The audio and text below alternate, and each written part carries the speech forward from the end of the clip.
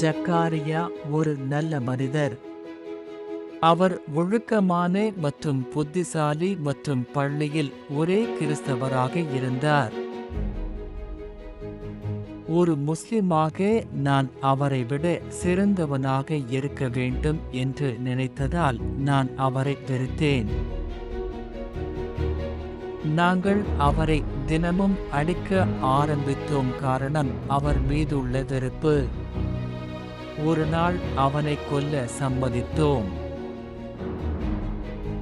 இரவில் இருட்டாகவும் குளிராகவும் இருந்த நாங்கள் 5 பேரும் அவருக்கு முன்னால் சென்று ஒரு மரத்தில் அவருக்காக காத்திருந்தோம்.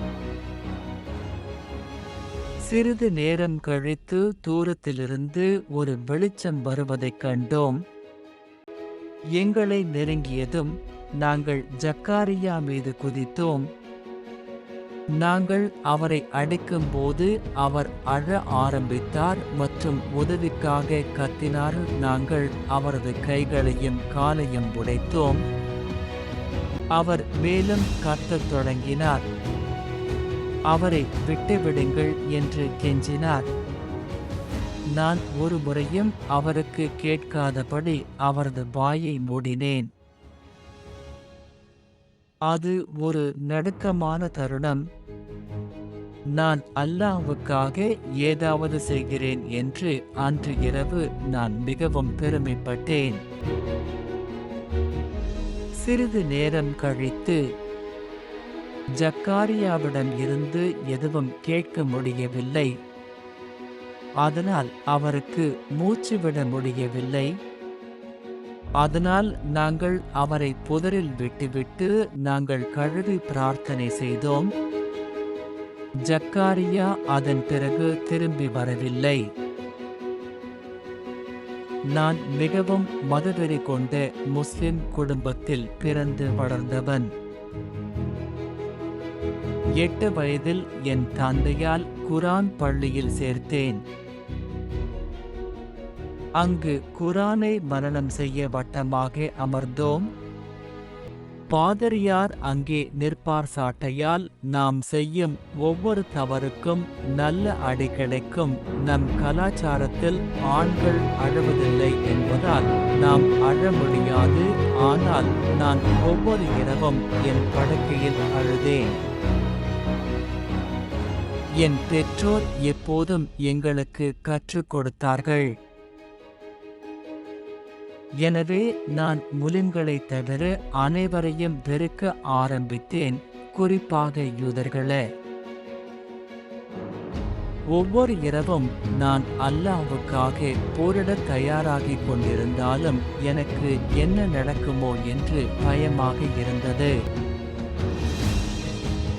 ஒரு நாள் என் உறவினர் உடல்நிலை சரியில்லாமல் போனார். அவர் 2 நாட்களில் இறந்து விடுவார் என்று மருத்துவர் கூறினார். ஒரு நாள் 2 கிறிஸ்தவர்கள் எங்களை சந்திக்க வந்தார்கள். அவர்கள் வாழ்த்திய போது நான் சிலுவையை பார்த்தேன். அவர்களை வாழ்த்துவதை விட்டு விலகினேன். குழந்தைக்காக பிரார்த்தனை செய்யலாமா என்று அவர்கள் எங்களிடம் கேட்டார்கள். நான் ஆம் என்று சொன்னேன், கண்ணியமாக இருக்க.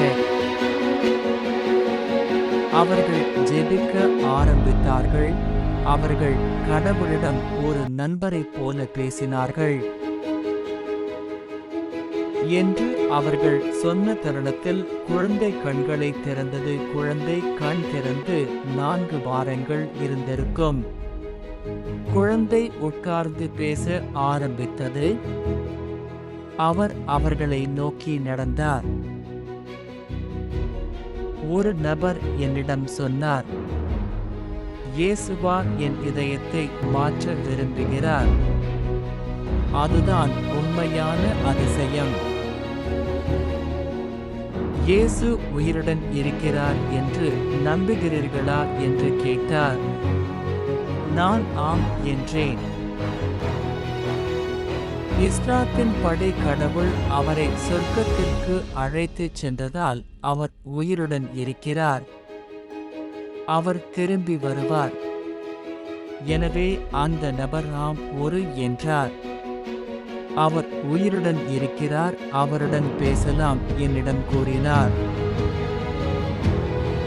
நான் பைபிளை படிக்க ஆரம்பித்த போது அது என் வாழ்க்கையை முற்றிலும் மாற்றியது.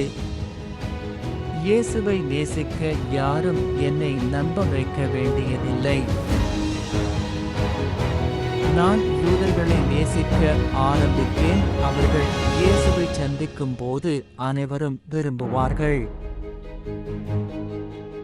நான் எனது குடும்பத்தையும் சமூகத்தையும் நேசித்தேன்.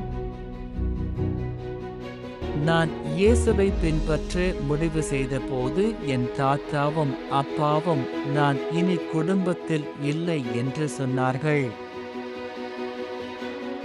நான் இறந்துவிட்டேன் என்று சொல்லி இறுதிச் சடங்கு கூட நடத்தினார்கள். இது என்னை மிகவும் புண்படுத்தியது. நான் இயேசுவிடம் நீங்கள் எங்கே இருக்கிறீர்கள் என்று கேட்டேன். உங்கள் கல்லறையில் உங்கள் பெயருடன் சவப்பெட்டி காலியாக உள்ளது, என் கல்லறையும் காலியாக உள்ளது என்று ஒரு குரல் கேட்டது. பல வருடங்களுக்கு பிறகு நான் எகிப்தில் ஒரு போதகர் மாநாட்டில் கலந்து கொண்டேன். ஒரு வயதான போதகர் என்னுடன் பேச வந்தார். நீங்கள் எங்கிருந்து வருகிறீர்கள் என்று அவர் என்னிடம் கேட்டார். பின்னர் நான் அவரிடம் என் கதையை பகிர்ந்து கொண்டேன். அவர் அழ ஆரம்பித்தார். நான் குழப்பமடைந்தேன். ஏன் பாஸ்டர் அழுகிறீர்கள் என்று அவரிடம் கேட்டார். அவர் என்னை நினைவில் கொள்கிறீர்களா என்றார். நான் ஜக்கரியா. ஆண்டுகளுக்கு முன்பு அவர் உயிருக்காக கதறுவதை நான் கடைசியாக பார்த்தது திடீரென்று எனக்கு நினைவிற்கு வந்தது. அவரது உடைந்த கை மற்றும் கால்கள் மற்றும் நான் அவருக்கு செய்த தழும்புகளை பார்க்க ஆரம்பித்தேன். நான் மிகவும் வெட்கப்பட்டேன். ஜகாரியா என் கண்களை பார்த்து, நீங்கள் என்னை மிகவும் வெறுத்தாலும் நான் உங்களுக்காக பிரார்த்தனை செய்தேன். அவர் தனது பைபிளை திறந்தார். அதில் என் பெயர் எழுதப்பட்டிருப்பதைக் கண்டேன். ஆனால் நான் அவரை வெறுத்தேன். ஜகாரியா எனக்காக ஜெபித்தார். அன்று கடவுள் என்னை எதிர்கொண்டார். நான் அவரை நேசிப்பதற்கு முன்பு அவர் என்னை முதலில் நேசிக்கிறார் என்பதை நினைவுபடுத்தினார். இந்த வீடியோ உங்களுக்கு பிடித்திருந்தால் லைக் செய்யவும், ஷேர் செய்யவும், சப்ஸ்கிரைப் செய்யவும். நன்றி. கடவுள் அனைவரையும் ஆசீர்வதிப்பாராக.